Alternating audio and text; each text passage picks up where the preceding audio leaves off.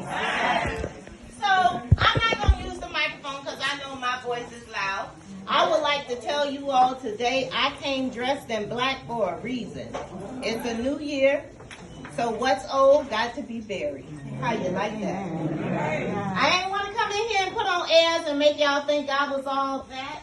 I believe I am. But I wanted you all to know that I am all that. I'm going to tell y'all right now. When you begin to look at yourself, it's not for what you have or what you have accomplished. You have to look within and see what that is inside of you that's preventing you from becoming. So I had to do that. In these 51 years of life, it was scary. Because guess what? As a kid, I had no role models. I had nobody that I can go to and say, I need to talk to you.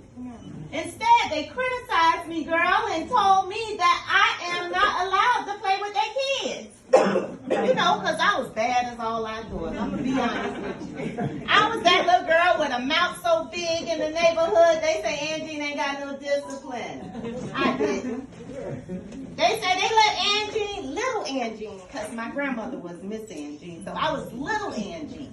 Little Angie say what she want to say, do what she want to do. I had no boundaries on anything. Nobody was guiding me. I was free. Some of my community folks that lived in my neighborhood are here. They know I ain't lying. I was terrible as a little girl. I was that one that the people used to say, don't let your kids hang with her. I cussed a lot. I hung out all night. I was doing everything that every child that you don't want with your kids was doing. That was me. But nevertheless, I'm going to let you understand this. Nobody asks why. How many of y'all ask y'all children what's going on with you today? What's happening in your life? Do y'all know children have the same stresses that y'all have? They just don't articulate them the way you do. But we don't understand how to relate to our children. We think we tell them instead of listen. But I wish somebody would have listened to me. Instead of giving me these labels that I had to shake off as I grew up. And I didn't grow up until I was 45. No, I'm being honest with you. I'm looking around the room and I see so many people in here of different ages. But when I look back and I step back and I try to understand what's happening in this room, I see a room full of little girls.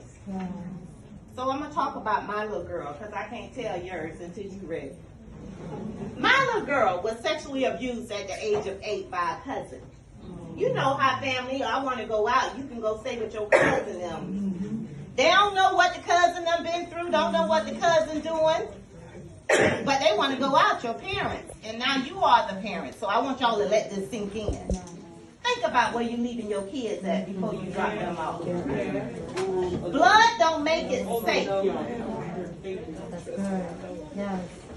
Blood don't make it safe, and a lot of times we think because they're going to grandma's house, or that's Uncle so-and-so, or that's Sister so-and-so, that they're okay, and they're not. So in that process of staying the night, I was so enthused to go to this particular cousin house because they lived in a predominantly white neighborhood. They had a picket fence. My cousin had a canopy bed that was beautiful. Their house was not like mine because I was in the hood. So I'm going to be honest with you. I wanted to go. But then when I would go and the night come, I was always afraid to go to sleep.